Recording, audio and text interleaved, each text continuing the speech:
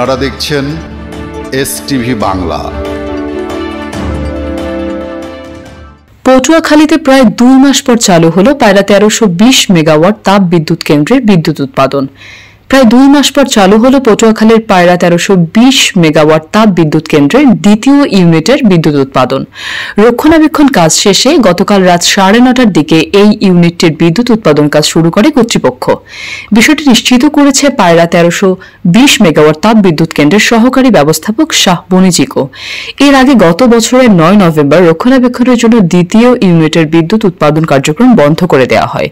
বর্তমানে এই বিদ্যুৎ কেন্দ্রের 2টি ইউনিট থেকে পুরো 1320 মেগাওয়াট বিদ্যুৎ জাতীয় গ্রিডে সরবরাহ করছে কর্তৃপক্ষ।